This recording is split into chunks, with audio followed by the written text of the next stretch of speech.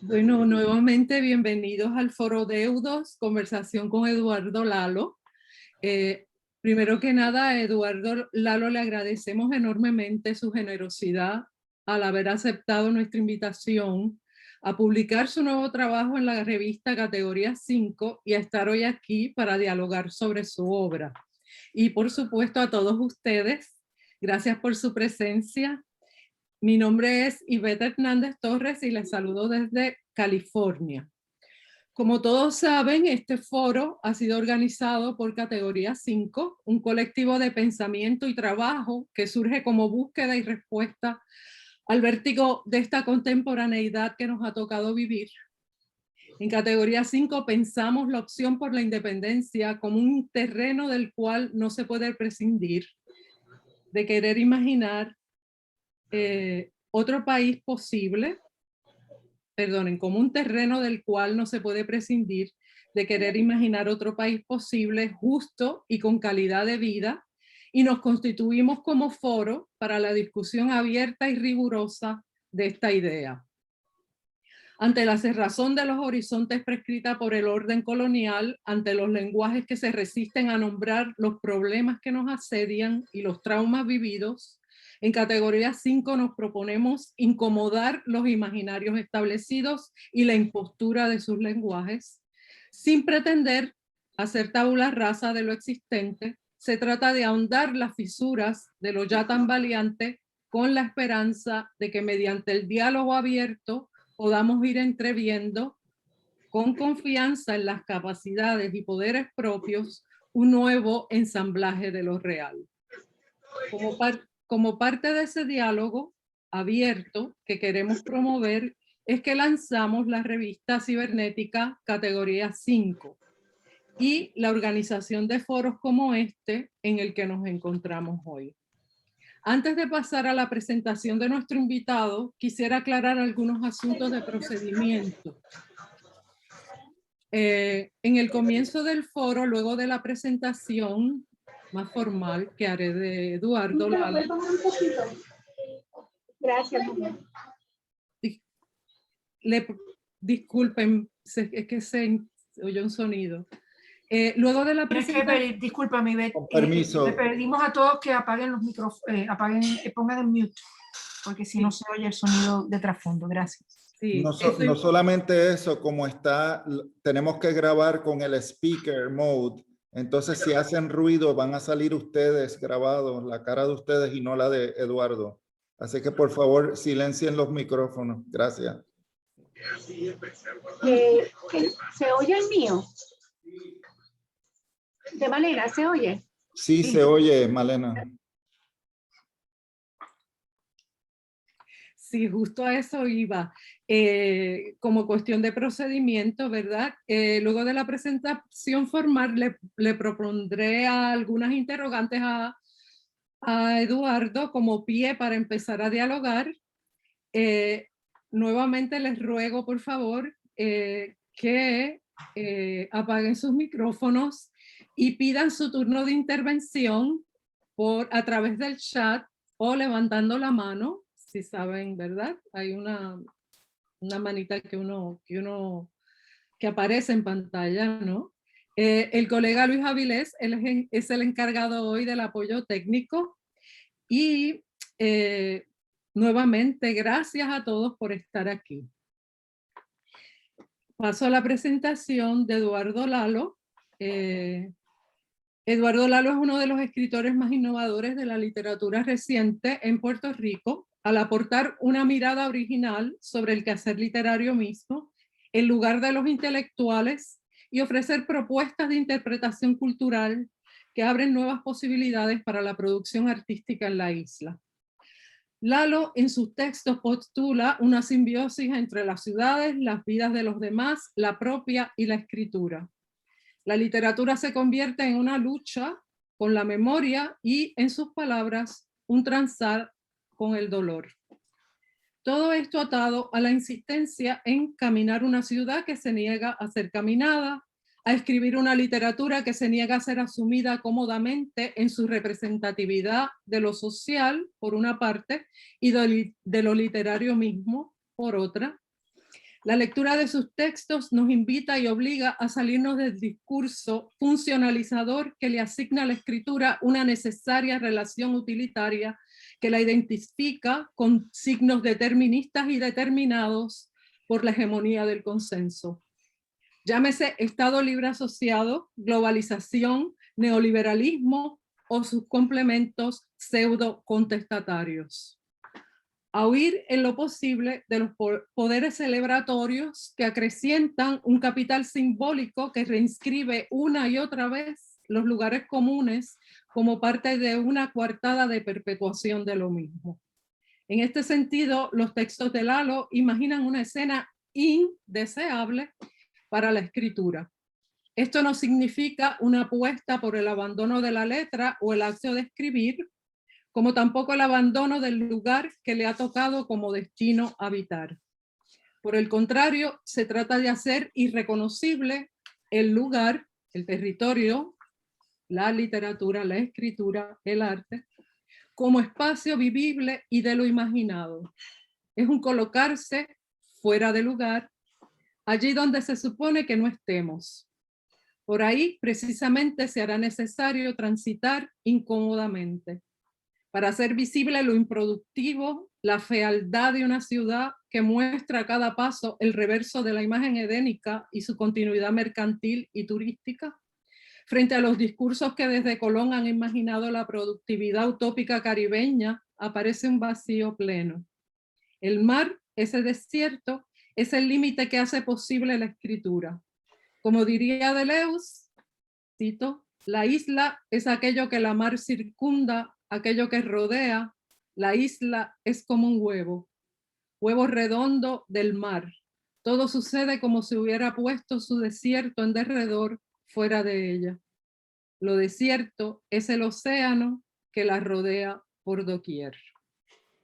Nuevamente, Eduardo, muchísimas gracias, te agradecemos tu presencia y tu generosidad. Y como señalé, para dar comienzo, pie a la conversación, pues voy a comenzar tratando de plantear algunas, ¿verdad? Algún comentario sobre la obra Deudos y entonces luego pasaremos al diálogo, ¿no? A la conversación entre todos. En primer lugar, desde el título mismo de la obra, ¿no? De Deudos, se figura e interpela una cierta intervención ante la deuda, ¿no? De Puerto Rico, los 73, 75 billones de dólares, ¿no? Que es la deuda de la isla. Y además también se me figura la obra un poco como un repositorio de una memoria del presente, en ese sentido. En segundo lugar, en Deudo, obviamente vuelves a dos dimensiones de tu obra anterior. La escritura alfabética, las palabras, los poemas, y la imagen visual, la fotografía, ¿no? Pero a esto añades ahora lo sónico, la música como compositor e intérprete, ¿no?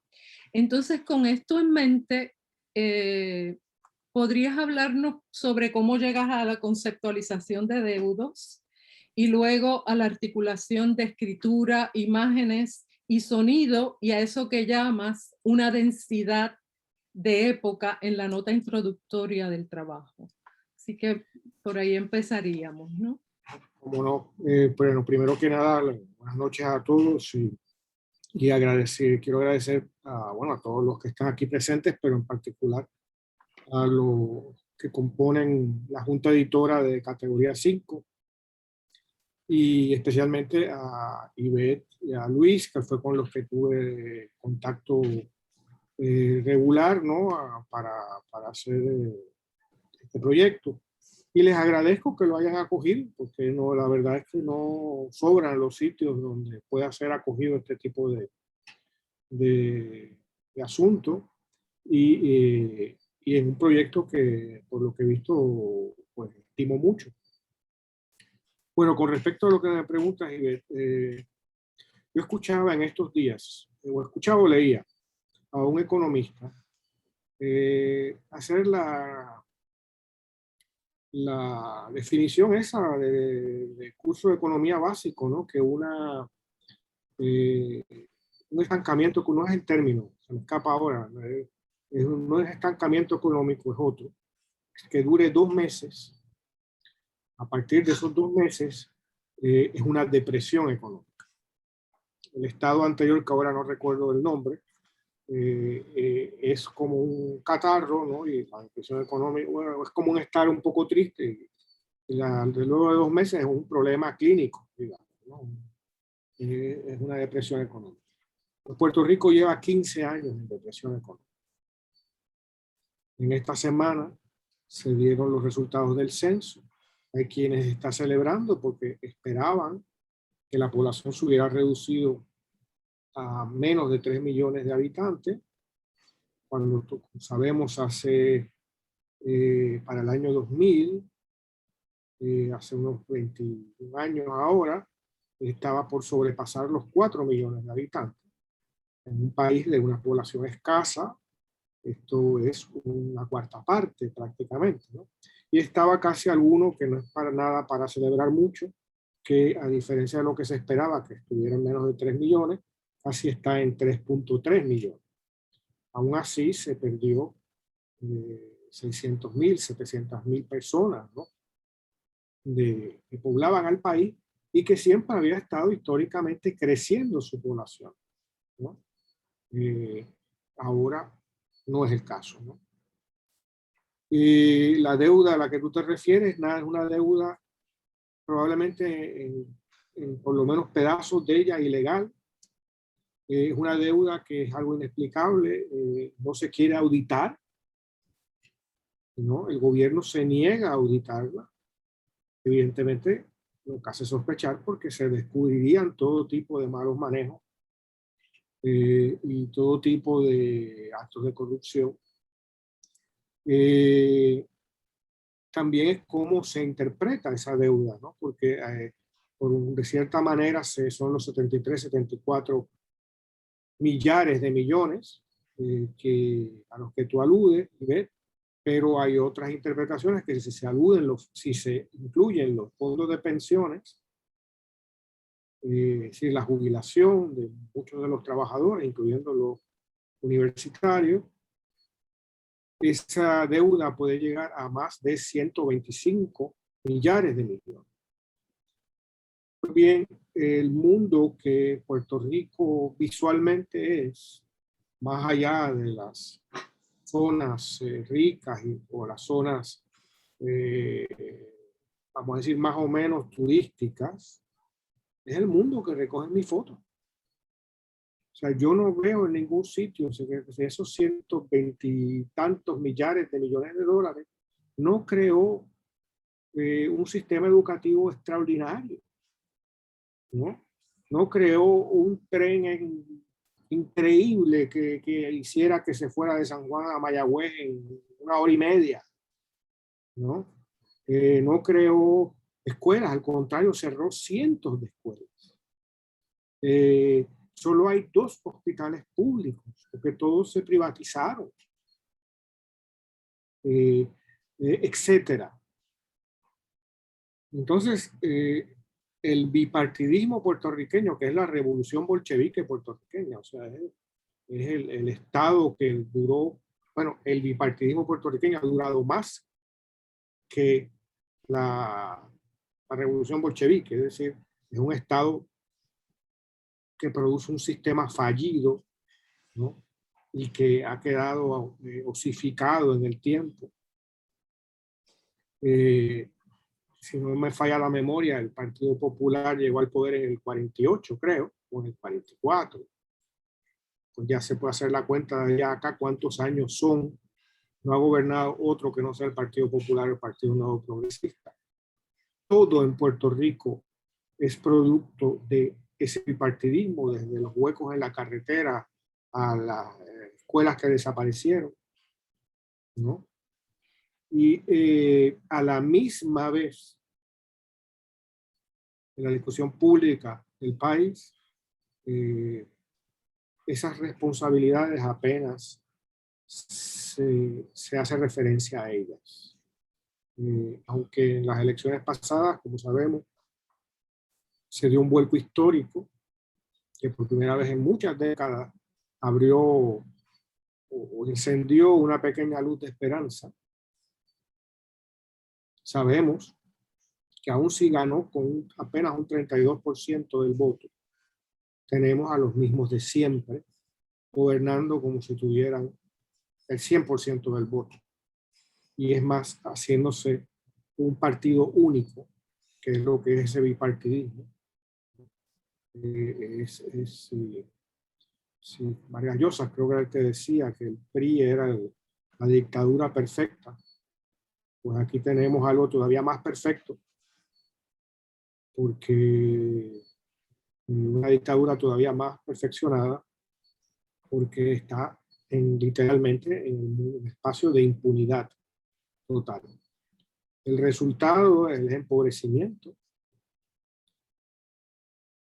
a todos los niveles, ¿no? A los niveles evidentes, ¿no? Económicos o estructurales, pero también humanos, ¿no? Y a la debilidad institucional del país, que ya de por sí era débil, ahora está todavía más fuego. Mi propósito en ese sentido, Ivette, de acercarse a esto, es lo que siempre ha sido. O sea, yo creo que la literatura y el arte en general es una lucha contra la impostura, la lucha contra la mentira. En ese sentido, toda escritura es una reescritura de algo, ¿no? Y ante las versiones oficiales muchas veces el bajo nivel, desde los supuestos analistas políticos o figuras públicas o periodistas o lo que fuera, lo que a mi juicio es un nivel catastróficamente bajo. Y no porque en el país no haya gente capacitada, sino porque los que están en esos puestos han sido escogidos precisamente para que hagan ese trabajo mediocre o malo. Pues ante eso, en la medida de lo que pueda servir de algo, mi trabajo va en otra dirección. En términos fotográficos, pues es una apuesta, un recorrido documental a su manera por los espacios públicos del país, no solo imágenes de un lugar recóndito, muchas veces son de espacios muy céntricos, digamos, de la capital de Puerto Rico o de otras ciudades regionales. Y pues tienen una intención estética, por supuesto.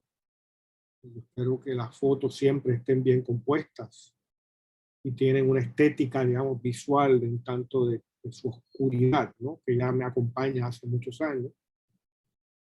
La cuestión textual, pues como digo en la nota de categoría 5, no debe ser sorpresa porque es algo que he hecho desde hace alrededor de 20 años, ¿no? Pero siempre había soñado con el aspecto sonoro. Y yo recordaba en estos días que cuando a mí me llamó el jurado del premio Rómulo Gallegos para contarme de anunciarme que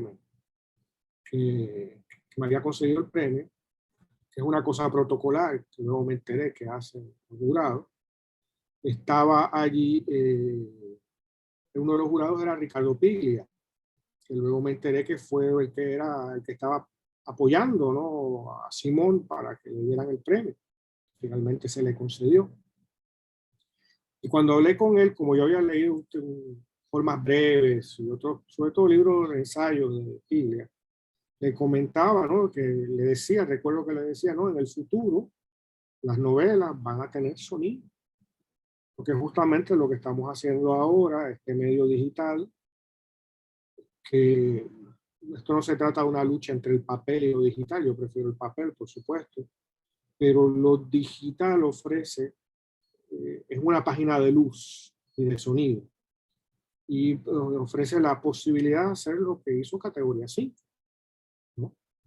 Que esas fotos aparecieran, que las pudieran ver gente que está en muy diversos sitios, que pudieran leer los textos. Eso no tiene gran novedad, pero sí que haya un espacio para el sonido.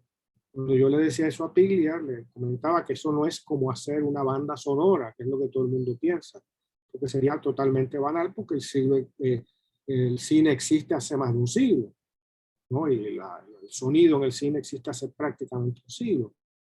Y no se trata de hacer literatura, en la literatura o en este tipo de nuevo género, una imitación del cine. Sería totalmente procedente y banal. Pero hay una posibilidad, yo lo veía más como un espacio de arte sonoro, y casi como lo que intenté hacer ya, de hecho, hace como unos 19, 15, 17 años, cuando hice los 2 videos esos, quizás algunos de ustedes conocen, ¿no? Si que no, lo puede ver en YouTube, ¿no? Donde y La Ciudad Perdida, que luego se presentaron en muchos museos en Europa y en América Latina y en otras partes, ¿no? Pero era en el contexto de una galería, de una sala de exposición, de proyección en un museo. El poderlo hacer de esta manera lo trae, digamos, a un espacio más íntimo. Eso se ha dicho, parte de eso había mi interés, ¿no? Quizás lo que yo quise ser antes que todo, aunque parezca sorprendente, fue estudiar música. Pero en mi casa, a pesar de que mi padre había sido miembro de una banda de pueblo,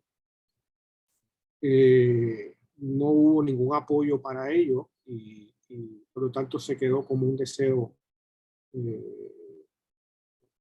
estaba por ahí, ¿no?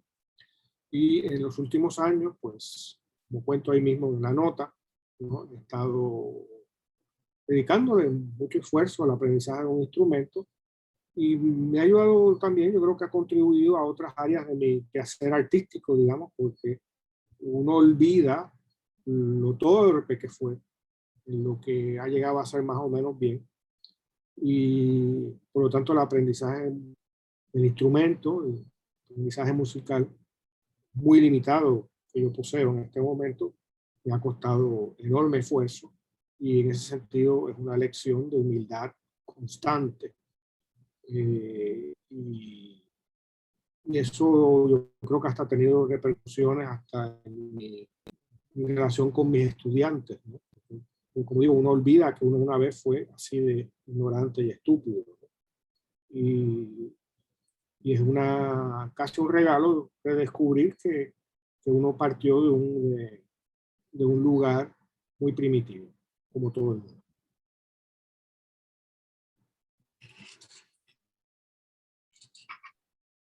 Ya.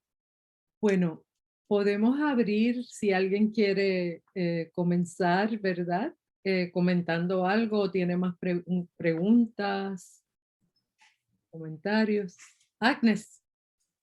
Sí, solo para darle seguimiento a esto último tan bello que has dicho, Eduardo, de uno ponerse en una situación de falta de autoridad y de maestría, ¿no? Y de precariedad, ¿no?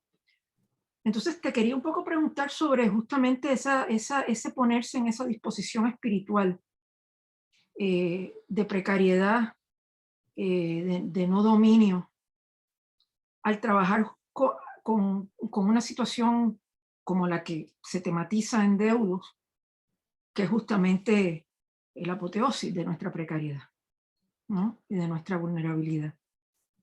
Entonces, te quiero preguntar un poco sobre eso, aunque si puedes hablar un poco más sobre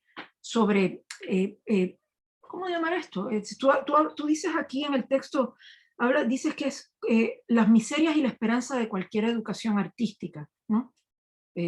Ponerte a aprender a tocar guitarra a estas alturas de tu vida. Es una especie de entrenamiento, pero es un entrenamiento técnico, pero también es un entrenamiento del espíritu, ¿no? Entonces, te quisiera preguntar sobre esa experiencia, esa disposición espiritual y cómo tú ves eso manifestándose también en el resto de Deudos. Hablamos vamos a decir, de los orígenes de uno como escritor. Yo quise serlo desde muy joven, quizás desde los 15, 16 años, ¿no? Lo he contado en entrevistas, ¿no? no vale la pena repetirlo. Yo corría, sí, corría a fondo, ¿no? Carreras largas. Y era bueno, fue lo primero que hice en la vida y me enfermé y tuve unos problemas, tuvieron que operarme unas cuestiones en el sistema nasal, por ahí, ¿no? Las membranas. Y no pude correr por un año y ahí me puse a leer y fue el comienzo de todo. Pero era alguien que tenía mucho, que sabía lo que quería hacer, o que lo que le interesaba y dedicaba todo mi tiempo a eso, incluso cuando fui a estudiar a la universidad, a Nueva York, a Columbia, en bachillerato. Siempre estaba atrasado en los cursos porque me pasaba leyendo lo que no tenía que leer, cosas de ese tipo. Y ya empezaba a escribir, pero yo no fui lo que llaman, creo que sobre todo en el mundo anglosajón, un natural, ¿no? O sea, alguien que tenía aparentemente una habilidad fácil para algo. Yo recuerdo unos años después de haber pasado por Francia, pues me fui a España a trabajar. Algo de eso se cuenta en Los Países Invisibles, al comienzo. He conocido a un amigo que era escritor y era alguien que tenía una habilidad extraordinaria. Era como que abría una llave de agua y salía un texto y se escribía una columna de estas, escribía crítica de libros para un periódico y se las hacía en menos de una hora. Yo hago mis columnas para el periódico aquí, pueden tomarme, ayer hice 4 horas, una cosa así, a veces más. Y luego he conocido a otra gente como esa persona que he perdido de vista hace tiempo. Son malos escritores. O sea, la facilidad no es una buena compañera. Igualmente hay un montón de muchachos o muchachas que digamos que tocan un instrumento, violín, guitarra, lo que sea, trompeta, y son haces técnicos y la gente los admira, una cosa bárbara, porque tuvo el concierto de yo no sé quién, el número no sé cuántos de Mozart a los 8 años, y qué bárbaro, y no, pero son malos, o a veces hasta abandonan su arte. Hay algunos que no, evidentemente, no quiero decir que todo es igual, ¿no? Sí, yo más, yo creo que tocó cello desde que gateaba o algo así, sigue siendo un gran chelista. Pero a lo que voy, hay una facilidad que, sobre todo en la juventud, en las primeras etapas de un artista, sea escritor o otra cosa, a veces uno envidia mucho, porque la ve como una forma de llegar a hacer lo que uno quería hacer. Parte del aprendizaje de la guitarra me ha hecho, y particularmente lo que hice para categoría 5, si de esto que está ahora en la revista, parte de lo que fue mi trayectoria antes en la literatura y en la plástica. Esto que yo hice para categoría 5 es algo que se supone que no hiciera. Estoy seguro que no hacía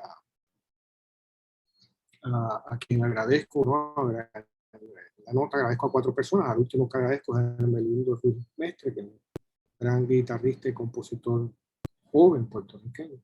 Los otros 3 son personas, uno de ellos es amigo mío, pero estoy seguro que censurarían lo que presenté en categoría 5. Igual que mis maestros de literatura o compañeros censuraban cosas que hacía, o cuando me aventuré a la plástica sin haber cogido un pincel, habiendo cogido un pincel por primera vez a los 20 años, no habiendo dibujado ni habiendo hecho nada que tuviera que ver con eso, pues igual no me hubieran aconsejado en esa dirección. Y yo creo que en parte si puedo reflexionar en voz alta, porque yo lo que buscaba hacer de la guitarra, y así lo decía, es un instrumento de expresión personal, de expresión artística. Eso no quiere decir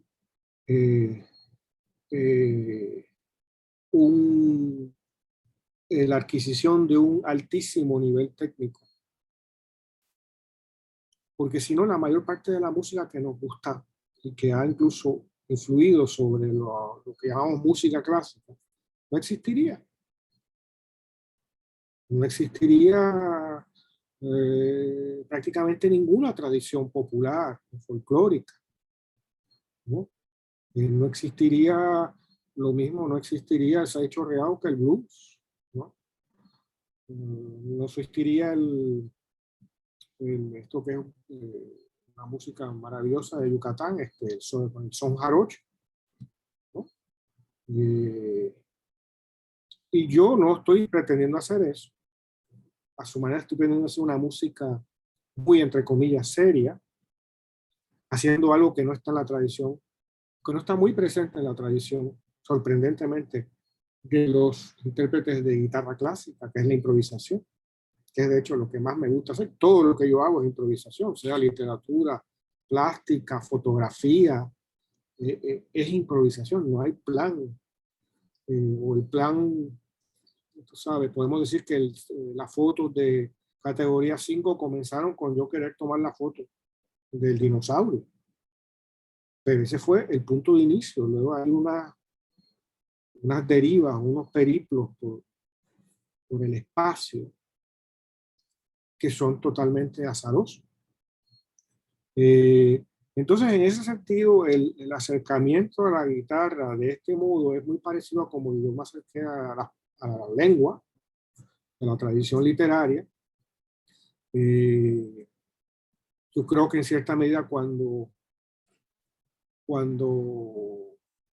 ya pasado los 30 años, ¿no? Empecé a hacer algo, publicar algo, ¿no? Más allá de los 30, que fue lo primero que tuvo cierto respaldo público.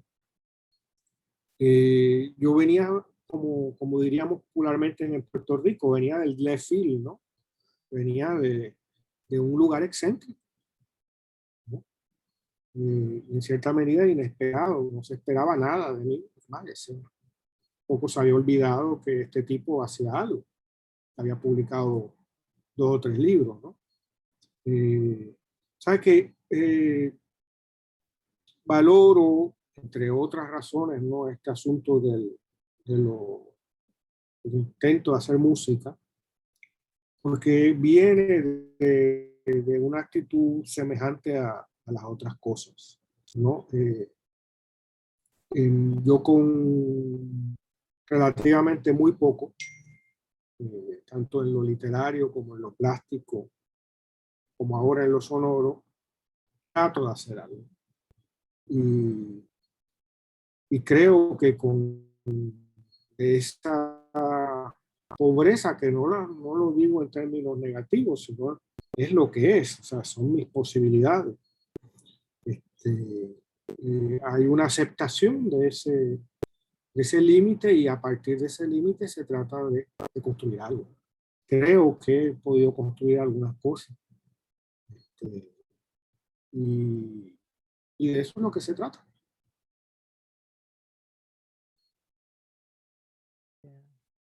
Gracias. ¿Alguien más que desee intervenir?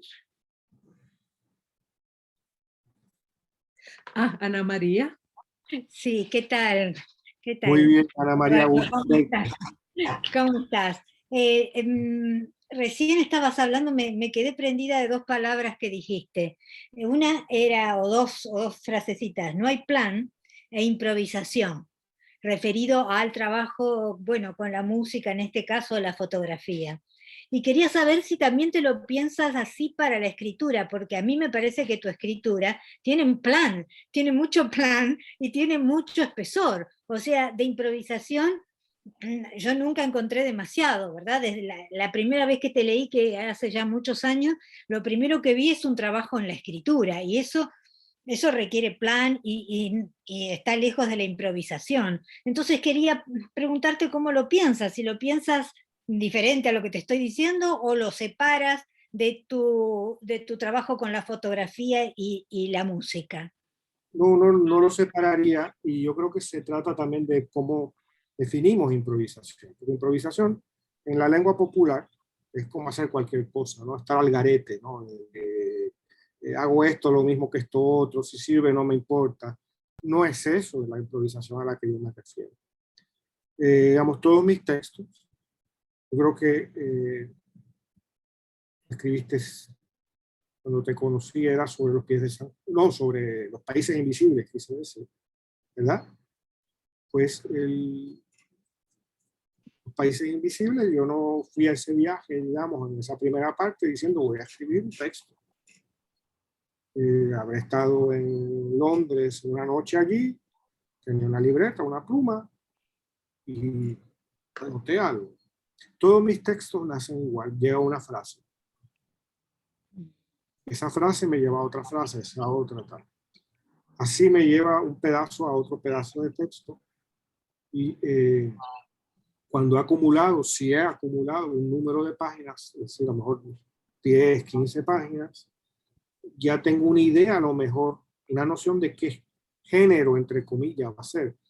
Esto en un sentido, ya sabemos que mis libros son bastante difíciles de precisar, pero más o menos si va por la ficción o por la no ficción, llamémoslo así, o por lo poético.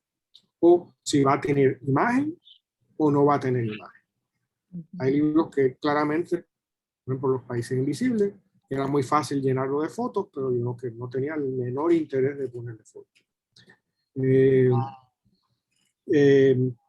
Pero va de esa forma. De ahí se produce un texto, es la materia prima. Como tú bien dices, hay un trabajo de escritura feroz, ¿no? Un libro como Intemperie, que apenas tienes, no sé, 120 paginitas, y que el manuscrito original era más del doble de eso. Lo fui eliminando, limando. Estuve como 6 años haciéndolo. Claro, no era lo único que hacía. Se me metieron otros libros en el medio, exposiciones, o sea, la vida, en fin. Pero quiero decir que hay un trabajo, sí, de edición, que es donde está el verdadero trabajo también de escritura. Pero lo que quiero establecer es que a diferencia de, digamos, de otra gente, otros escritores, no hay estas notas, este plan de trabajo que esto va aquí, esto va allá, luego voy acá. Eso lo voy descubriendo. Por ejemplo, en Simón, la novela, que tú imagino que sabes que comienzo la trama es de este narrador, este protagonista recibe unos mensajes. Yo no sabía quién mandaba los mensajes en la primera redacción, ¿no? Y en un momento dado, sin pensar, entre comillas, ¿no? Si quiero decir de una manera más o menos intuitiva, dije, tiene que ser una mujer. Y tiene que ser una mujer con una sexualidad no la típica, tampoco es que fuera lesbiana, tenía que, porque es toda una cuestión como de la frontera, ¿no? Hay que estar de los dos lados, ¿no? Y eso es un poco lo que busca investigar toda la novela. Y en otro momento dado dice, tiene que ser china. Me preguntabas en ese momento por qué. No tenía explicación. Luego lo puedo entender muy bien, ¿no? Podría haber sido una ucraniana, pero era difícil de imaginar, porque pues, en América Latina, me imagino, hay pocos ucranianos y en Puerto Rico casi ninguno. No tienen restaurantes ucranianos, nosotros nadie los ve, ¿no? Aquí son una presencia con la que se podía jugar mucho más, ¿no? Pero es improvisación. Por ejemplo, en la plástica, más en el dibujo. Yo soy derecho. A veces yo comienzo un dibujo con la zurda, justamente porque la derecha ya está determinada por la escritura. Lo más probable es que hasta improvisando en un papel, yo empiece con la derecha hacia arriba y hacia la izquierda, y siempre yendo hacia el lado derecho, ¿no? Entonces ya eso es cuestiones cognitivas del cerebro que están ya predeterminadas. La zurda, que no está entrenada, no está en ese sentido domesticada, permite hallar una forma nueva, que luego pues cambio la pluma de mano, ¿no? Entonces la trabajo con la diestra, en todo el sentido de la palabra. Pero parte de abrir una posibilidad mental que no estaba, ¿no? Por ejemplo, categoría 5, y Betty y Luis son testigos de eso. Yo les envié la foto, este es el orden, estos son los títulos. Ya eso es un proceso importante en un proceso como este, titular. a la foto. Pero dejé de hablar con ellos y de pronto digo, oye, pero estos títulos si los veo uno tras otro están creando un texto, ¿no? Y me puse a jugar con eso y luego me puse con las exactamente mismas palabras de combinarlas de otra manera y de pronto estaba haciendo como la misma locura visual que esa foto es un poco, esa demencia urbana, ¿no? Pues estaba dándose. Y luego pues hay un texto que es creo que el quinto de esa serie, que es más tradicional, y el sexto pues es la combinación de los dos signos de Puerto Rico. Hay uno nada más, pero la colonia lo prohibió, ¿no? Y entonces pues combinando el verdadero con el colonial, verso a verso, da un monstruo, ¿no? Un monstruo a la misma vez que expresa algo del momento, algo de esa densidad de época, y sin embargo yo no he escrito una palabra. ¿No? Es totalmente apropiado, como lo hacía en libros anteriores, que hoy casi ni se conocen, desde mi segundo libro, algo así, que algunos de ellos eran citas con un título diferente. Una cita de López de Gomara con otro título, cosas de ese tipo, ¿no? Entonces, en ese sentido es que me refiero a la improvisación. No es para nada, todo vale, aquí esto no es esta actitud posmoderna en el sentido dichoso, ¿no? Para nada. Gracias. ¿Alguna otra intervención? Marlene.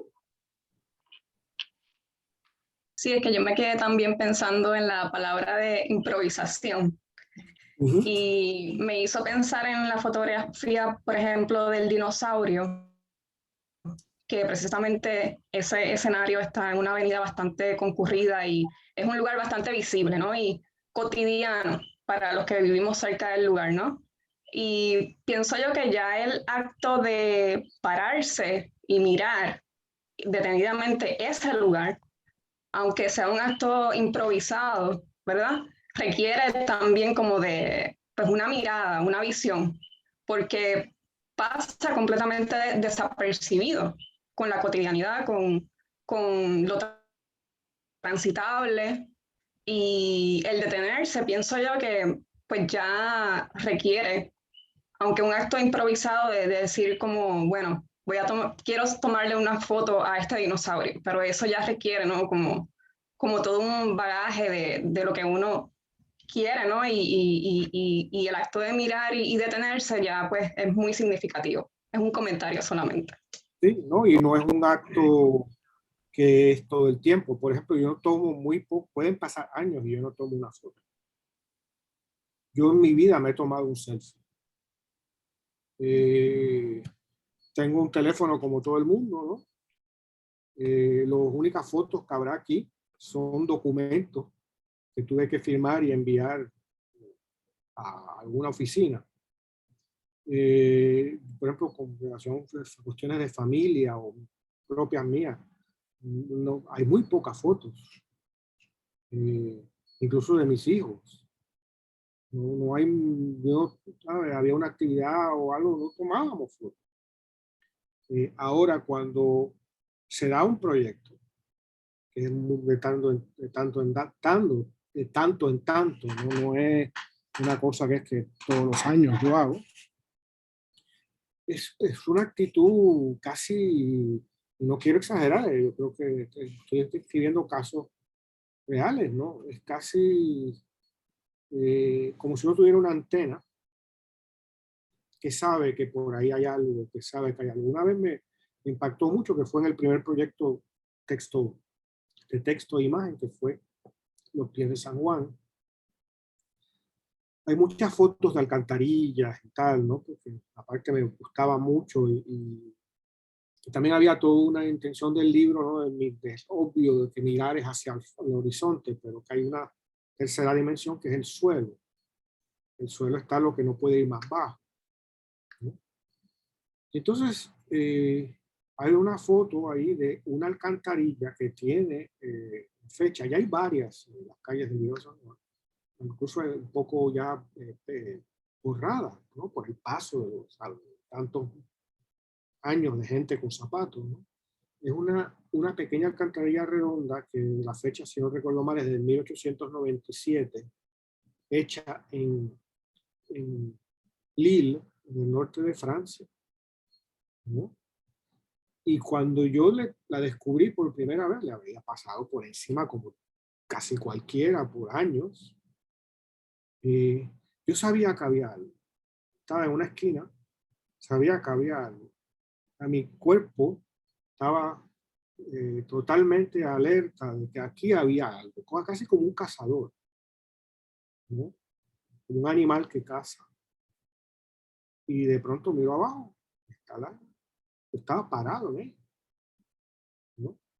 Es decir, esto puede parecer muy mágico y eso no tiene nada de eso, sencillamente, que no es tomar fotos, qué sé yo, aquí, mira, ponte ahí, ¿no?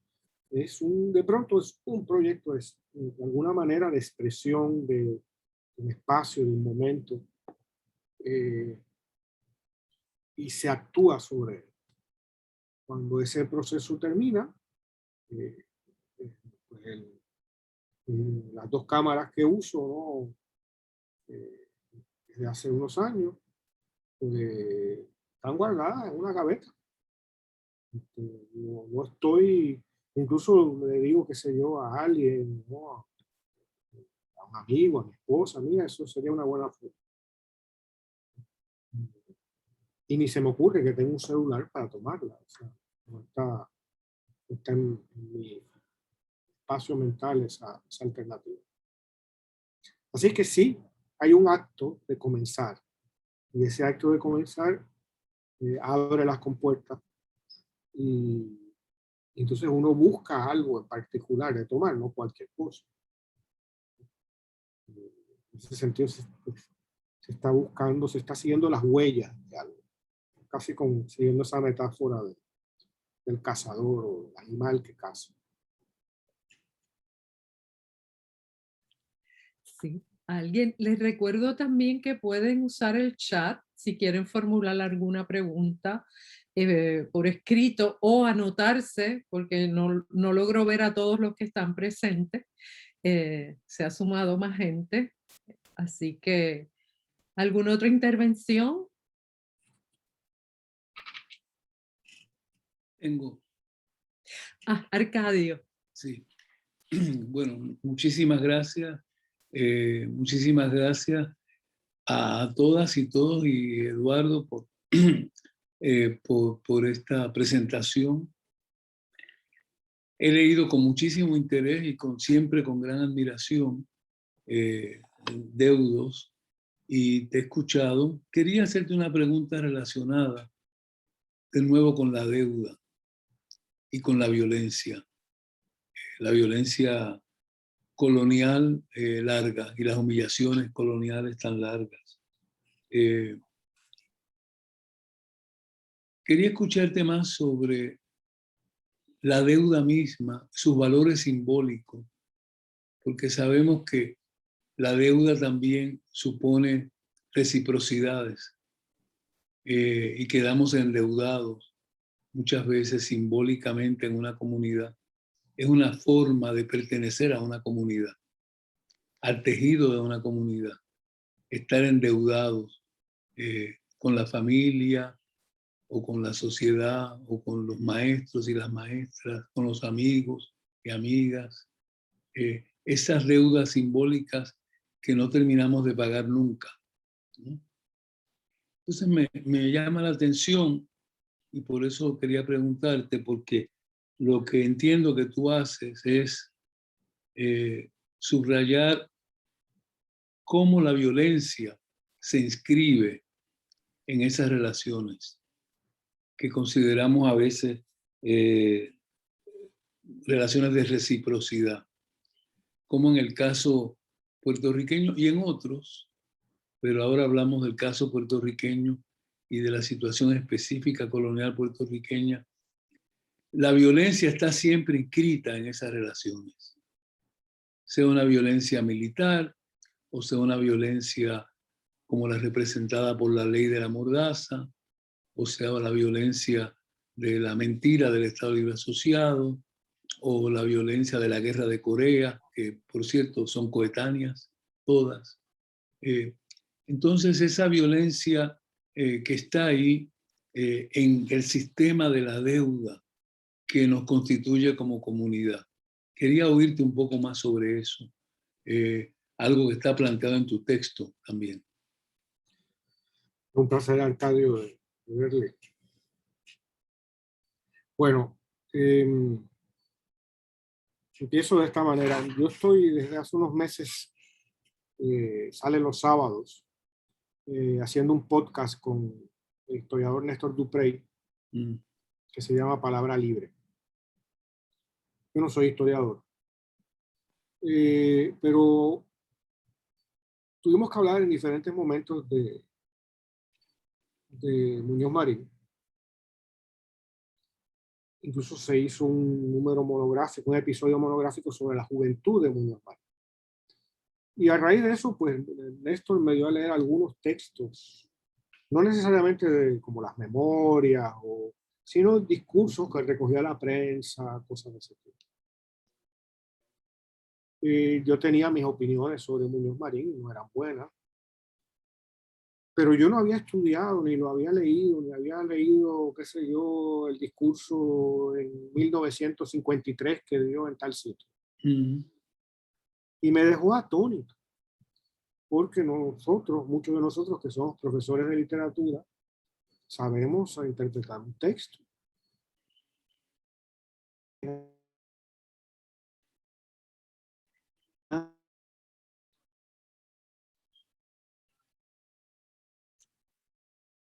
Se congeló.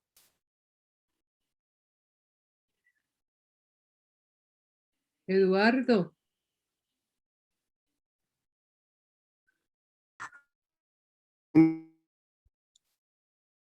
No se te escucha, Eduardo. Se congeló la pantalla también.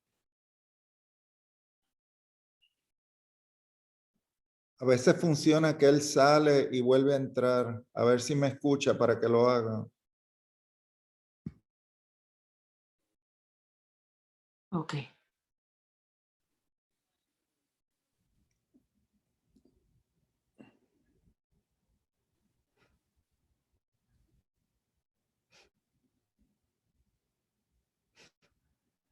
Bueno, aprovecho también para darle la bienvenida a gente que ha entrado, ya comenzada la discusión. Muchas gracias por estar presente.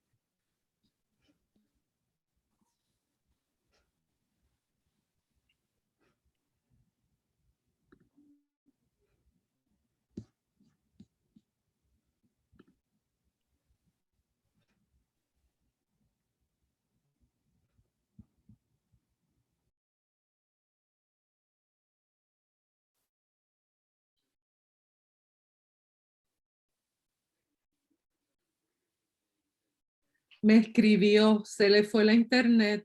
Ah, qué lástima. Parte de la precariedad de Puerto Rico. Exacto. No sé, un momento.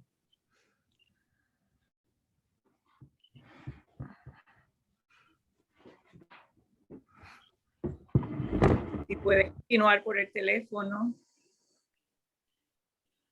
Hablé con él y me dijo que cree que ahora va a entrar, que fue el internet.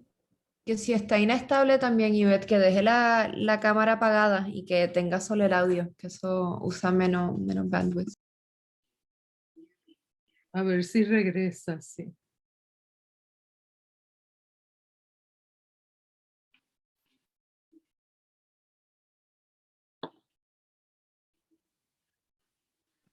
Está tratando de volver a entrar, sí.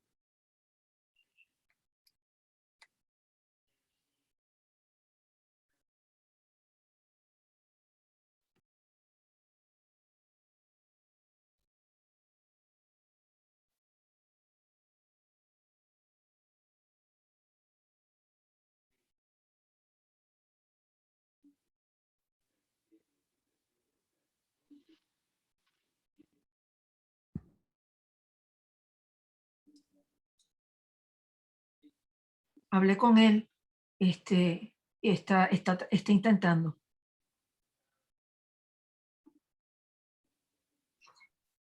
Me está llamando por FaceTime.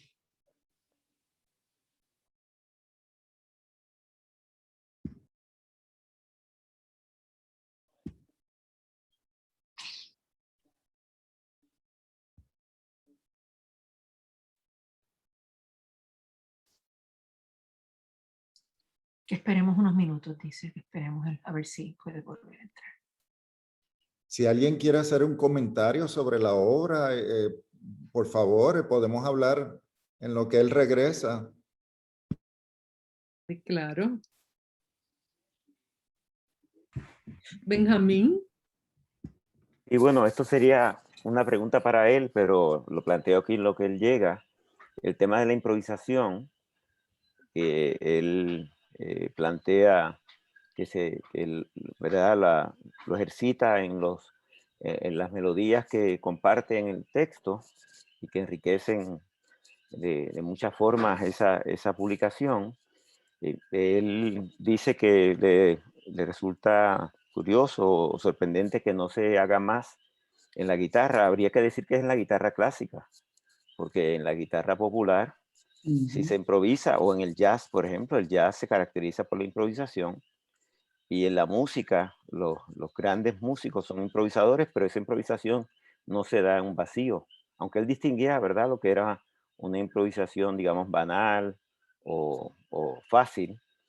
Lo que él hace con la guitarra no es una improvisación simple. Él lleva 5 años estudiando con rigor el instrumento y eso le permite hacer unas melodías que a mi parecer son muy buenas, independientemente de que él piense que sus maestros de guitarra clásica que llevan 30 años o 40 tocando la guitarra no lo crean, ¿verdad? Tampoco hay que compararse con Segovia o con John Williams o con David Russell, porque vamos a seguir pendiendo, ¿verdad? Casi todo. O como él decía, ¿verdad? Lo dijo, sí, lo dijo eventualmente, que no habría grandes clásicos bueno, se aplicaría en la literatura, como bien estudiamos con Arcadio. No habría grandes clásicos en la obra, en la música, la llamada música clásica o académica, sin que no se nutren, ¿verdad?, de músicas populares que no son tan rigurosas, entre comillas. Porque a la larga hay unas largas tradiciones detrás de esas improvisaciones que parecen fáciles, pero que no lo son. Gracias, Benjamín. Por supuesto, sí. Sobre eso de la improvisación, cuando empezó a hablar y la pregunta de Ana María, en una de los comentarios que yo tenía era sobre precisamente los poemas, imágenes de la colonia Expósita, ¿no? Porque está llena de variaciones sobre lo mismo. Cuando él nos envió el número, cuando nos envió las fotos, ¿no? Las 18 fotos nos las envió con un orden específico en las que aparecen, ¿no? Es decir, que ahí queda establecido un orden, pero luego al él retomar las imágenes visuales a través de los títulos, ¿no? Que es lo que hace para crear el poema o los poemas, depende de cómo se quiera leer, ¿verdad? Pues lo que crea son variaciones y termina efectivamente con los himnos de Puerto Rico entrelazados. Pero a mí me parece que en ese tipo de... Es como una especie de juego vanguardista, pero que por el manejo de la repetición, ¿no? Pero que da o no lugar a lo mismo. Es decir, la repetición no tiene por qué, ¿verdad? Llevarnos a lo mismo. Y era una de las cosas que le iba a comentar, pero surgió a raíz de la pregunta sobre la improvisación, la cuestión de los poemas, ¿no? Y ese final con los himnos entrelazados, ¿no? Descolocando el orden, ¿verdad? Y las palabras, que sería casi un ejemplo precisamente de un ejercicio de improvisación, ¿no? Entre comillas, tal y como lo plantea él, ¿no? No, y la improvisación, un género musical, ¿verdad? Las más famosas posiblemente las variaciones de Bach, son variaciones de una misma melodía, exploración de posibilidades melódicas.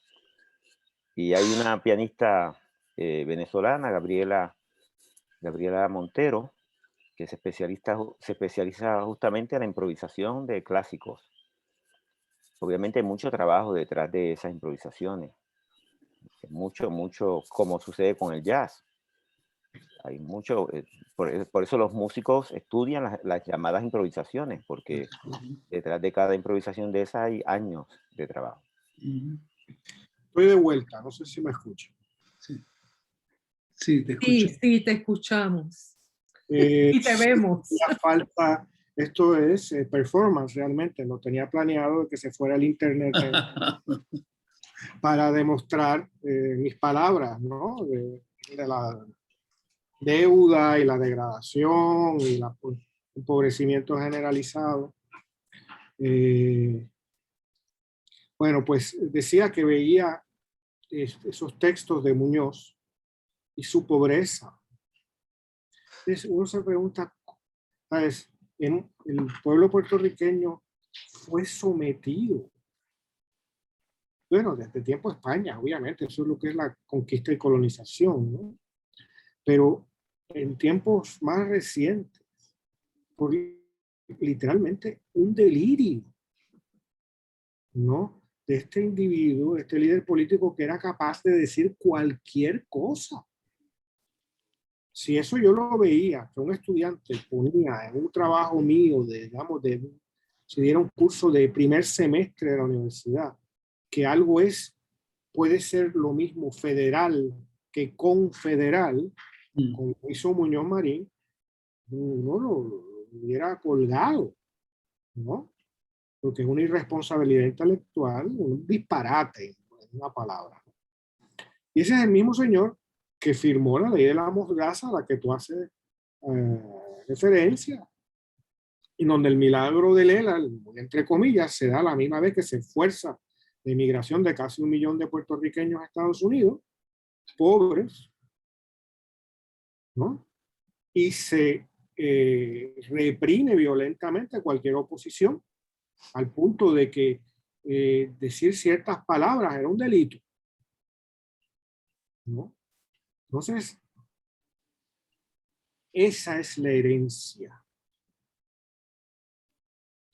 Y para usar una frase, esa tradición que no debemos olvidar, esa memoria que no se debe olvidar, esa herencia trae una memoria rota, ¿no? Y en donde hasta alguien más o menos enterado como yo no ha visto la magnitud, pero no había leído a Muñoz, o ese Muñoz, ¿no? La magnitud de la locura, ¿no? Porque es de cosas que no existen. Claro, esto no es exclusivo a Puerto Rico. Es exclusivo a muchos regímenes en el mundo. Y sobre todo regímenes que no son muy inclinados a dejar el poder. En donde los términos son locuras. O sea, yo recuerdo la primera vez que estuve en Caracas y que Ale me habló de que cuando se sembró a Chávez, uno de pronto no entiende que Chávez no era un ser humano cadáver, era una semilla, ¿no? Entonces se llega a estos recursos retóricos que permiten cualquier violencia. Y hay violencias hay violencias tipo la Plaza de Tlatelolco en el 68 en México, o Tiananmen, o qué sé yo, pero hay otras violencias que son también muy violentas. El hecho de que muchos de ustedes estén hablando desde otro país ya es una forma de violencia, en muchos casos, porque el país no les ofreció las oportunidades que merecían.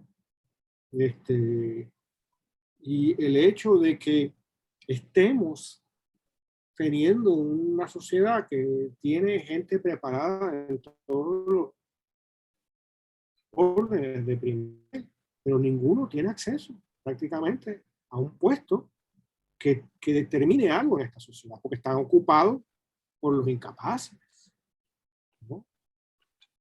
Hay que pensar lo que han sido los líderes políticos puertorriqueños, lo mismo se podría decir de otros países, por supuesto, ¿no?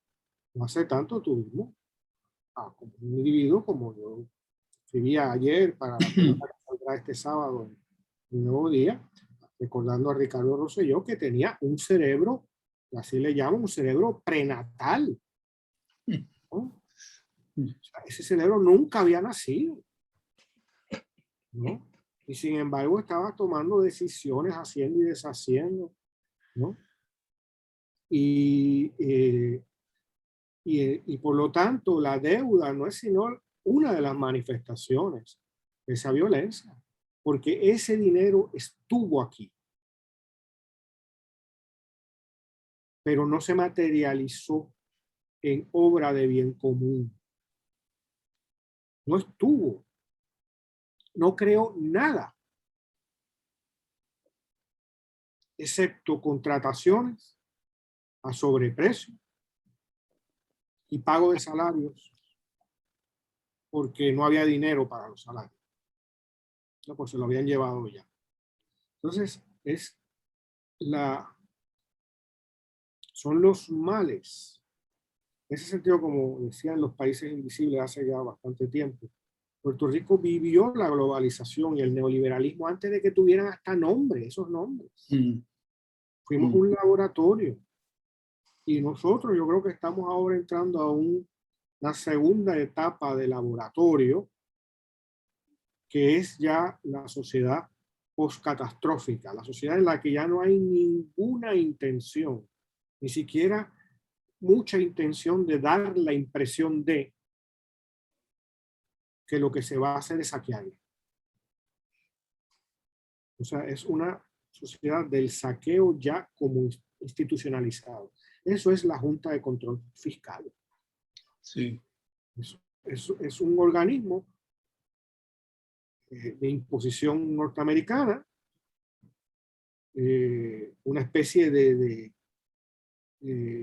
gobernación del Imperio Romano, con ¿cómo se llamaban los recogían impuestos, salen en los evangelios, en fin, los recaudadores de impuestos, los publicanos. Los publicanos. Los publicanos. Que están saqueando lo que queda. Claro, pues podemos verlo como, mira, pobre Puerto Rico, pero esa es la realidad de muchísimas otras sociedades del mundo que ya están entrando en esos caminos. El siglo XXI, en ese sentido, por lo menos en su primera mitad, a mi juicio va a ser un siglo de saqueo, un periodo de saqueo. Es decir, es como el último, casi en una lógica tan perversa, es como el último periodo antes de la catástrofe climática en que se puede practicar la colonialidad feliz, ¿no?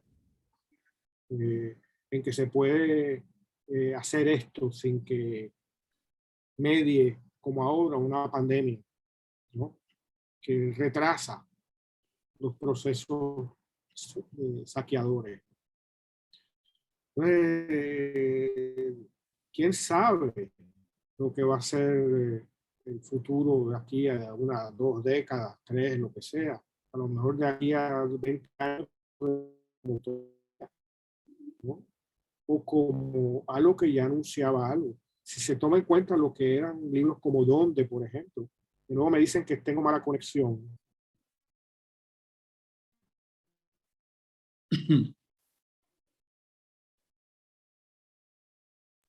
¿Escuchan? ¿Escuchan? Sí, sí. Ah, okay. Sí. Okay. Por ejemplo, en Donde la fotografía, que ahora estaba viendo en estos días porque va a haber una edición argentina que estaba revisando ya las galeras. Eso fue tomado vamos a decir, entre el 2002 y 2005. Ya se anunciaba el mundo de la ruina puertorriqueña. ya estaba ahí, no estaba tan mal como ahora, pero eso hay un testimonio fotográfico, una documentación fotográfica. Comienzo de los 2000, ya había cantidad de negocios cerrados, ya había cantidad de espacios marcados por la decadencia, por el abandono de las autoridades, tanto puertorriqueñas como el abandono de la metrópoli. A mi juicio también Puerto Rico es un país abandonado ya por la metrópoli. Es algo que está ahí al que quiera tomarlo, ¿no? Pero luego como proyecto ya está abandonado, ya no sirve para nada, ya no le sirve como base militar, ya no le sirve, excepto como mercado cautivo, no tiene mucho otro uso. Ya, gracias. Tenemos varias participaciones. Malena había escrito una intervención. Malena, si quieres, puedes participar. Y luego Roberto Alejandro y Benjamín, luego que también tiene un comentario que vuelve a la improvisación. Así que en ese orden. Sí, Ivette, si lo puedes leer, te lo agradezco porque tengo los niños hoy y hay ruido. Perfecto, pues mira, bueno, para todos, dice Malena, aprovecha para escribir la pregunta. Saludos y gracias por esta oportunidad. Ante esa comunidad interrumpida que persigues en las fotos, la literatura y la música, ¿ves una brecha de intervención intelectual estética? No el activismo o lo académico. Es pregunta, ¿no? ¿Cómo inscribirías tu escritura rayada, como la has llamado en varias ocasiones, improvisada a partir de una singular percepción o reflexión? ¿Sería significativo en ello la irrupción de María, el COVID, como también el verano del 2019? Pero lo primero que diría es que aún con toda esta situación, Puerto Rico está lleno de circunstancias de esperanza. Tenemos, yo creo, hay una tendencia generalizada a ver que si no se da un cambio mayúsculo, que rara vez se da en la historia, y probablemente nunca, tenemos acaso la impresión de un cambio mayúsculo, pero no se da en la realidad. Pues tenemos la impresión que si no se da algo así grande, nada ha pasado. Yo he vivido en Puerto Rico casi toda mi vida, excepto el tiempo que fui estudiante en el extranjero, y he vivido épocas mucho más ingratas que esta a nivel de la sociedad, a nivel de lo que hacía la gente. Hay cantidad de iniciativas valiosas que están ocurriendo en nuestra sociedad, y hay también iniciativas políticas como se vio en la pasada elección. La escritura rayada, una escritura que toma conciencia de las violencias que la hacen nacer y no las rehúye, no las maquilla, pero no las maquilla para sí mismo, no para el que escribe desde la escritura rayada, como tampoco para el que rayó. Yo no tengo ninguna relación de admiración con Occidente, ¿no? En parte ese es mi trabajo, el haber hecho un divorcio de la cultura occidental. Está ahí, hablo un idioma occidental, me he visto a la occidental, no pretendo hacerme indígena o africano o asiático, pero ya no tengo, no soy deslumbrado por nada de eso. Y esos lugares de esperanza son lugares que parecen pequeños, pero son reales. Yo no lo vi, pero me lo comentó alguien que estuvo en una actividad de gente que yo tuve, con quien yo participaba, pero ese día no fui. Y estaban discutiendo no sé qué asunto, y estaba Fernando Picó. Esto fue hace a lo mejor unos 15, 20 años. Y Y estaba después el típica cosa de que, pues, que no hay cambio social, o no se opone la gente, no se organiza, etc. El típico discurso de esa época, ¿no? Que criticaba los grandes relatos y con razón. Pero de pronto Pico, que hablaba muy poco, era una persona muy tímida, de pronto interviene y dice: la utopía es que un preso estudie en la cárcel. Y eso es una gran lección. Puerto Rico está lleno de pequeños proyectos utópicos que son muy reales y afectan a una serie de personas de manera positiva, muy concreta. Está por ver si eso puede crecer. El verano del 19, evidentemente, Malena, fue un espacio que construyó una fuerza que no habíamos visto en nuestras vidas y que fue muy real y que fue por fin una unión de mínimos. En el libro más reciente que publiqué, que recoge las columnas de los últimos años del cuatrenio Wanda Vázquez, Ricardo Rosselló, tiene al principio una crónica inédita del verano del 19. Y en parte eso es lo que se vivía allí. O sea, cuando estábamos en la marcha esa enorme de la autopista, como nunca se había visto, que cubría completamente hasta el horizonte por los dos lados, ¿no? La autopista. Pero uno es tan grande que uno solo ve lo que tiene alrededor, inmediatamente alrededor. Y yo en un momento dado me decía, y lo recojo ahí en la crónica, tú sabes, que yo tengo relación con estas personas, por muy poco. Vamos solo una cosa, que pedía la renuncia del gobernador. Eso es la unidad. Uno no se une en lo máximo, ¿no? Y por eso la unidad pide una enorme generosidad y un enorme sacrificio. Y es lo que no hemos podido articular como sociedad. Hombre, no es ningún mamey hacer eso, ¿no? Pero hemos tenido pocos momentos en que eso se ha podido articular también justamente por el efecto del colonialismo en nuestra sociedad. Roberto. Gracias Ivette, y gracias a Eduardo. Comienzo pidiendo disculpas a los presentes porque quizás lo que voy a decir no es muy coherente. Y no lo es porque yo estoy convencido desde hace un tiempo que vivimos en unos tiempos de desorientación política, más en Estados Unidos que en Puerto Rico. Y la desorientación pues limita los lenguajes y los razonamientos.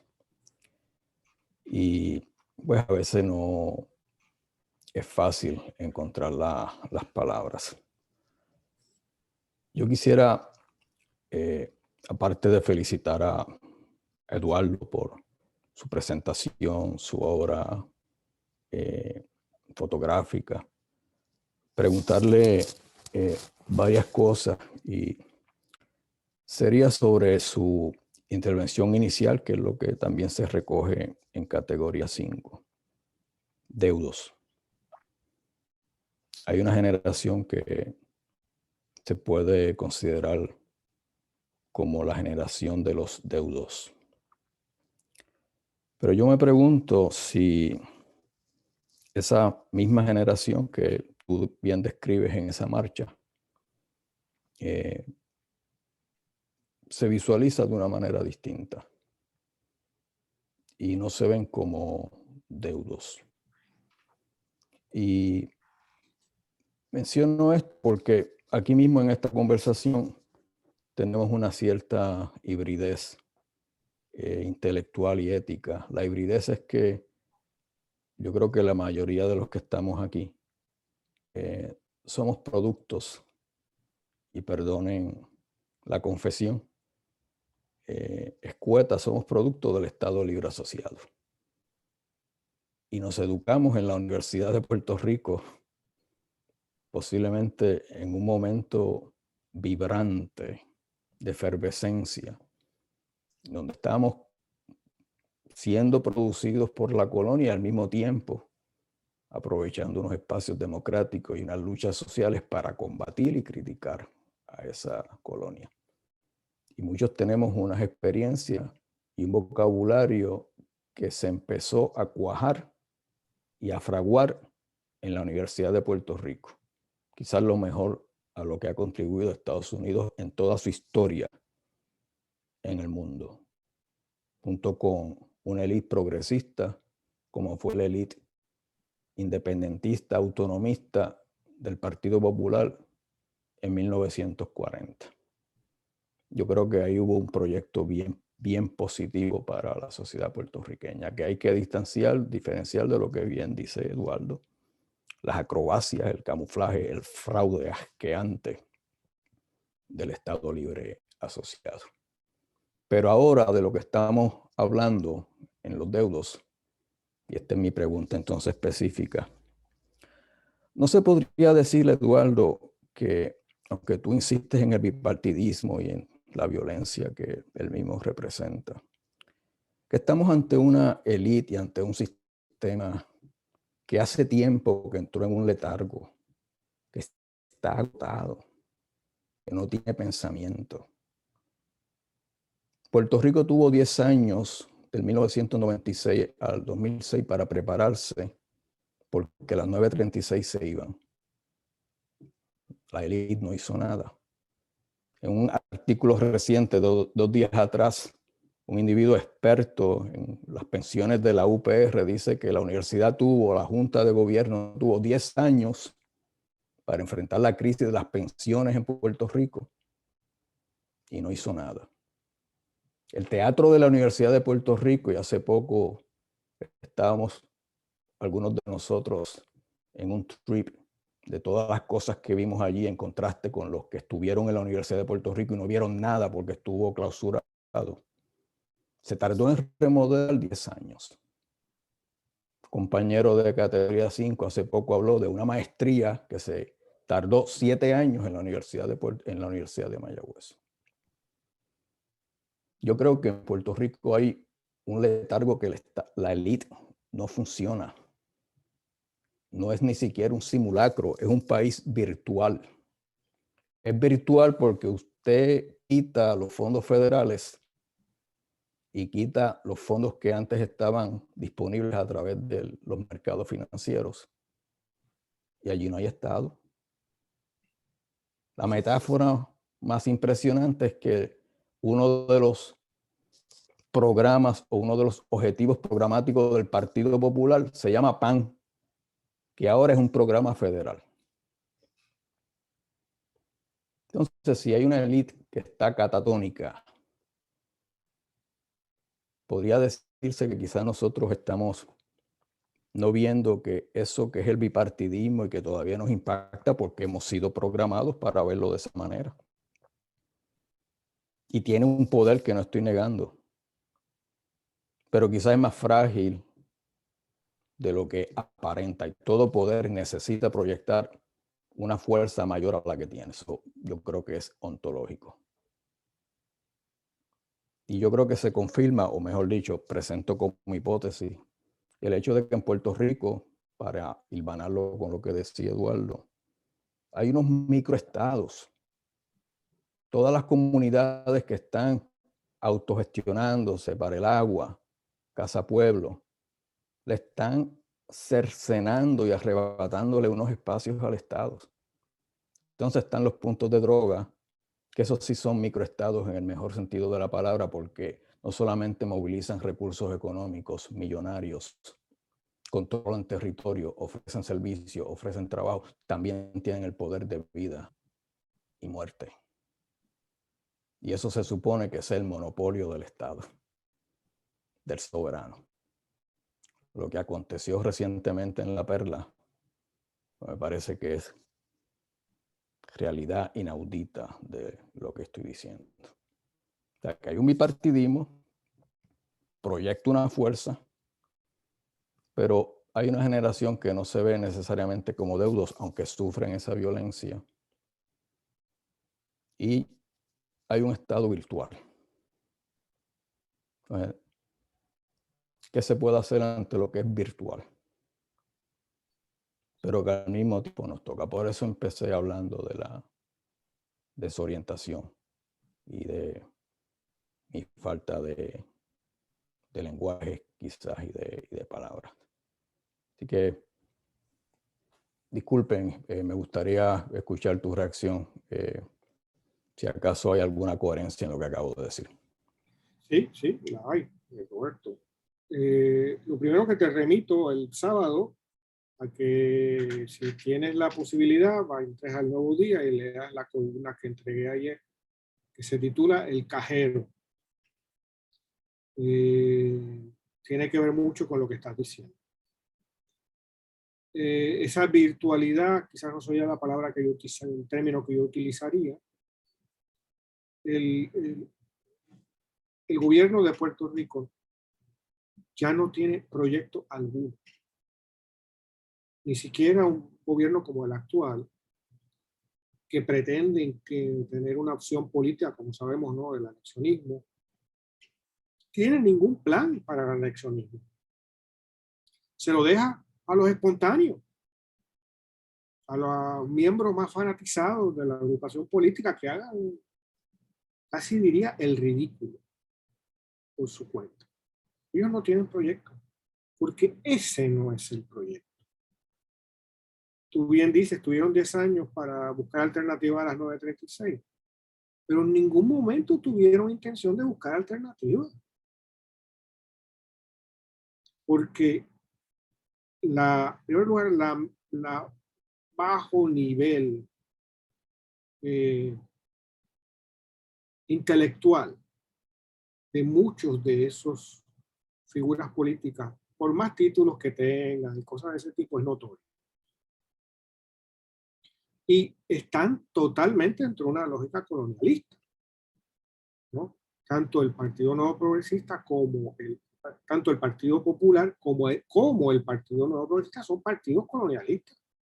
No les interesa para nada estar fuera de ese espacio colonial. Han hecho sus carreras ahí. Y ahí hay gente que ya empezó jovencito, ya son ancianos y han vivido siempre bien.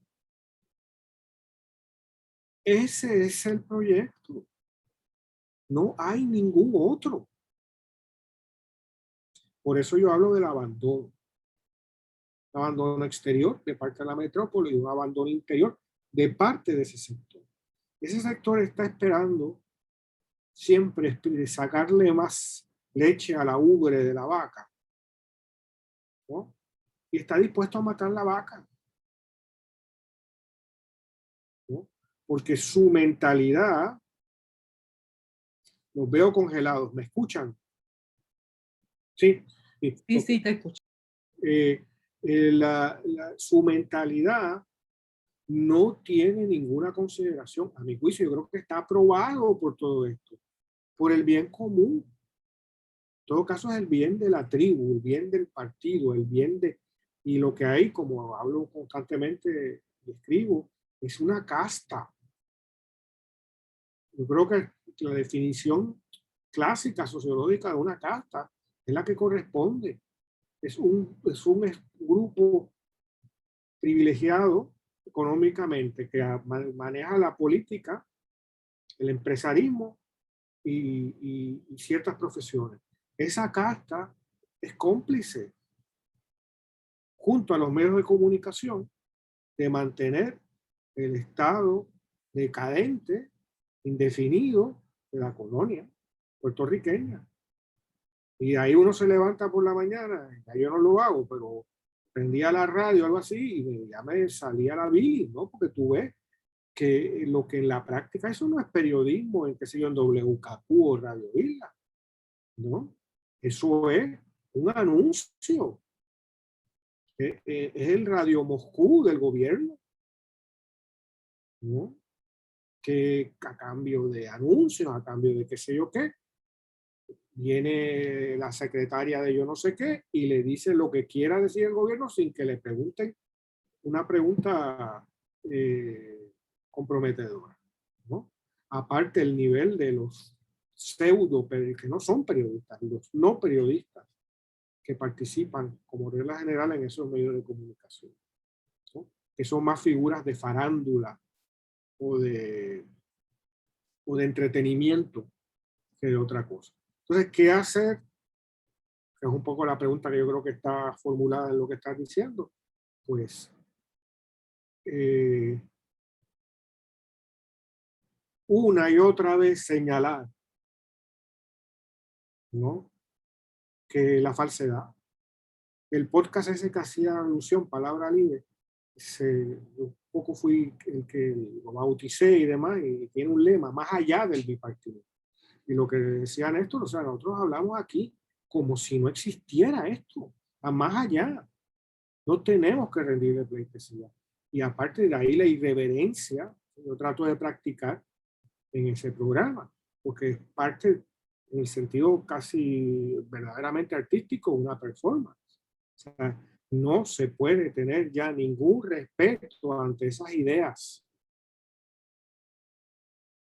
ante esas memorias de lo que fue. ¿Sabes? El ELA condenó al exilio a 1 millón de personas y condenó a ser parias, cuando no presidiarios, a miles de opositores. El milagro económico es de un patetismo inconmensurable cuando lo que se habla como logro es darle zapatos a la gente, ¿no? Y sí hubo lo que Roberto alude, ¿no? Un periodo en donde hubo un proyecto. Ese es el único momento del siglo XX y lo que va del XXI que había un proyecto nacional, si se puede decir, para Puerto Rico desde el gobierno. Y con todas las limitaciones que tuvo ese proyecto, que era colonial, transformó muchas cosas en la sociedad y permitió justamente esa universidad que en su momento era una universidad que brillaba fuera de nuestras fronteras, ¿no? Y que era tan valiosa que ha tomado muchas décadas en ir opacándose. Y aún hoy, yo mismo esta tarde daba una clase sobre las vanguardias artísticas del Departamento de Literatura Comparada, y luego de leer los trabajos de esos muchachos y muchachas, decía, esto está a nivel, es más, está mejor que las cosas que yo he visto en otras partes del mundo, ¿no? O sea, hay una cultura viva ahí. Y mientras eso esté vivo, hay esperanza, porque hay gente que está haciendo esas pequeñas obras de transformación, que es lo que ha hecho Puerto Rico por 500 y tantos años, ¿no? Es lo que hacía un indígena en el 1530, que a lo mejor era contarle un mito a su nieto, para que no lo olvidara. Es un pequeño acto utópico, ¿no? Y esa memoria que no está escrita, porque la que tenemos es la memoria rota que tan elocuentemente ha aludido Arcadio, pero hay una memoria que es subterránea, que hay casi que inventar. Inventar no que sea una ficción. Pienso, por ejemplo, en el intento mío de pelear con la conquista y colonización, ¿no? Historia de Yuqué, ¿no? Que está muy, sigue la historia, está muy cercano a lo que es el hecho histórico, ¿no?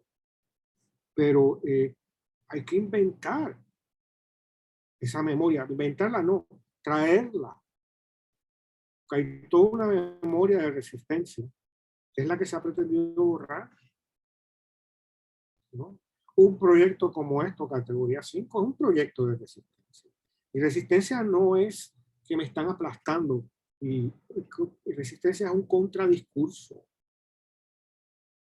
En la resistencia está lo más cercano a la realidad, porque en los discursos hegemónicos no hay una cercanía con la realidad, sean cuales sean, ¿no?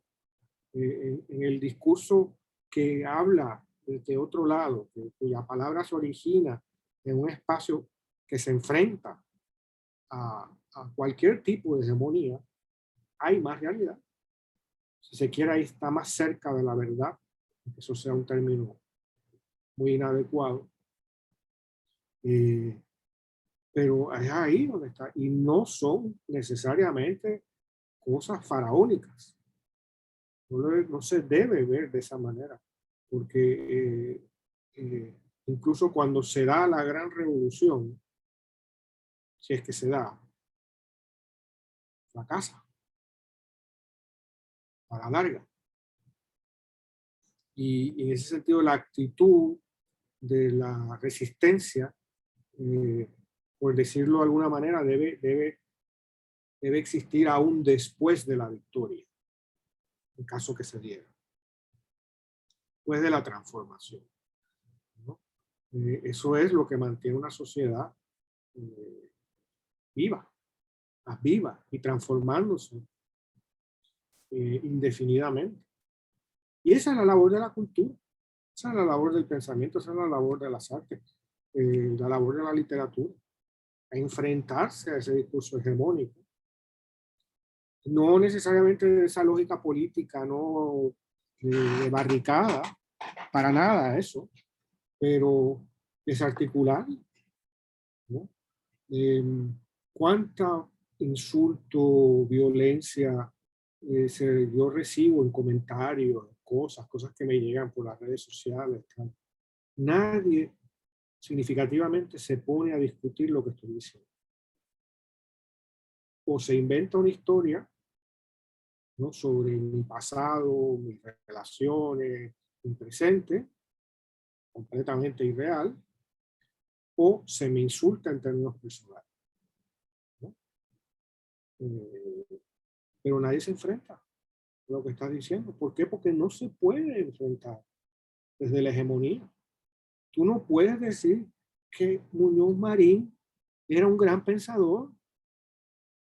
No puedes decir ni siquiera que hablaba bien. Era un paquetero. Y lo dejó por escrito. Tú no puedes decir que, qué sé yo, que Hernández Colón era coherente.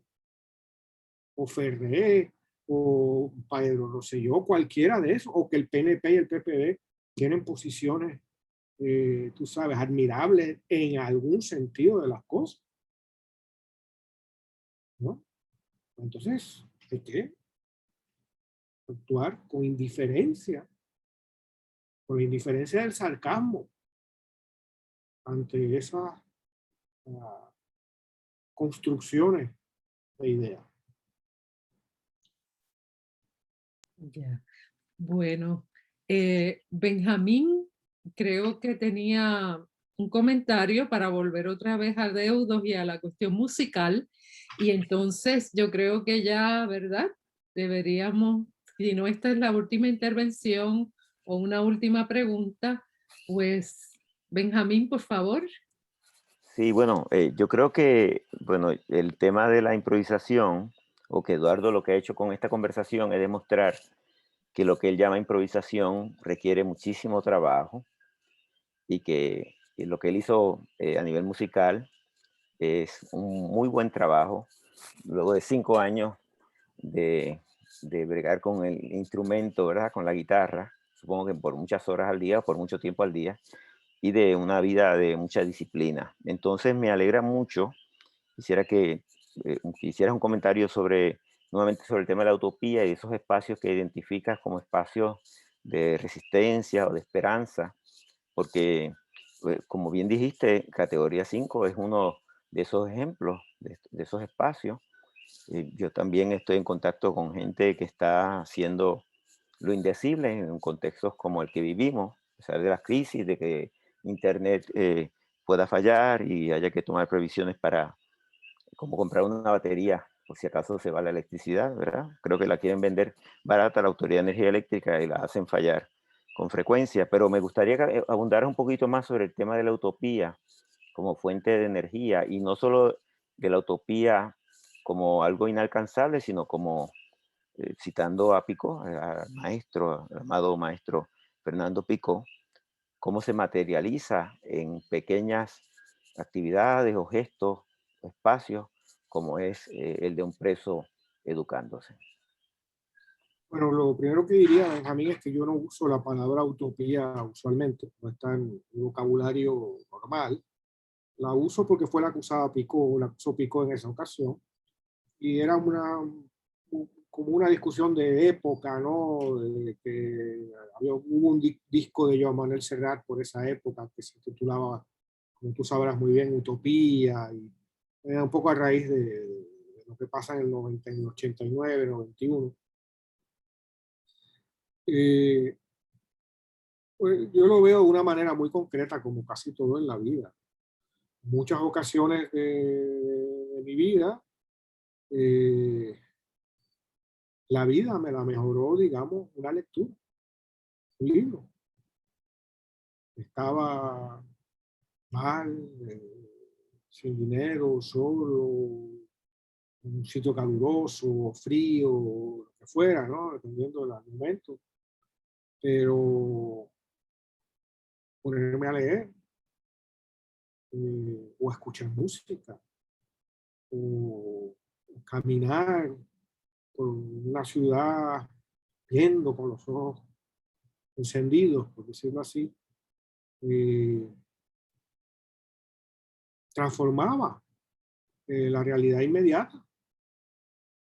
En ese sentido, los libros, los discos, la música, las obras de arte, nos brindan consuelo. Consuelo en un sentido muy tierno, ¿no? Nos acompañan, nos hacen saber que lo que sentimos no lo sentimos en solitario, que hay otros que sufren, que hay otros que viven el mismo dolor, ¿no? Y eso puede ser, consuelo puede ser como yo lo busqué y lo viví múltiples veces, ¿no? De pronto escuchar algo en la radio que valiera la pena, ver algo en la televisión súper mala que conocemos, ¿no? Que valiera la pena. De pronto, increíblemente están poniendo tal cosa en la radio. Estoy pensando en el pasado, entre comillas, remoto, cuando no había internet ni nada de eso, ¿no? Que encontré tal libro en una librería de Río Piedra y nadie esperaba que eso estuviera, yo no esperaba que eso estuviera ahí, ¿no? Esos son pequeños maravillas de la vida, ¿no? Que nos consuelan, que hacen vivible la vida, valga la redundancia. Que en otras palabras no son sino formas de expresar nuestra pasión, ¿no? En un sentido muy polivalente, ¿no? Ese término. Expresamos lo que nos apasiona y nos nutrimos de cosas que nos permiten construir nuestra pasión. Prácticamente en todas las imágenes que veo están llenas de libros, ¿no? Pues eso ya es sintomático, podría ser otra cosa, ¿no? Podría ser otro objeto. Pero la historia misma nos muestra que la historia misma nos deforma la mirada pensando en grandes eventos. La historia también está compuesta de una infinidad de pequeños eventos. Esto es un pequeño evento. Y no es menos real que la noticia de primera plana que habrá salido en el periódico hoy, y a lo mejor esa noticia es completamente banal, deformada por los intereses creados, nadie se acuerda de ella de aquí a 2 días, pero a lo mejor algo que hablamos hoy tiene una presencia mayor, ¿no? Y eso es... Bueno, y por último, lo que quisiera decir es que es una práctica. La cultura es una práctica. No es algo que se recibe, es algo que se hace. Y que se hace quiere decir que se busca, que se logra, que se practica, ¿no? Como decía Benjamín, ¿no? Aprender un instrumento, aprender a leer, aprender a tratar de expresarte por el sonido, por la escritura, por la plástica, por lo que sea, pide una práctica continua y muy intensa, como cualquier otra actividad humana en la que se busca tener alguna habilidad.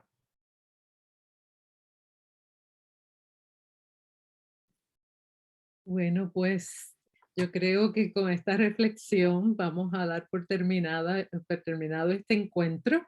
Nuevamente, muy agradecidos a Eduardo por su obra y por su generosidad al compartir con nosotros, y a todos ustedes también. Muy contenta de ver tantas caras conocidas y otras no tan conocidas o desconocidas. ¿Verdad? Suscribo lo que decía Eduardo, esto es un momento, estos encuentros, ¿verdad? Nos dan mucha esperanza también y mucho sentido a la vida, ¿no? En momentos de tanta incertidumbre, por ponerlo de alguna manera. Así que muchísimas gracias a los compañeros de categoría 5, por favor no se retiren para hablar un momentito. Un abrazo a todos, que sigan bien, cuídense y bueno, hasta la próxima. Un abrazo.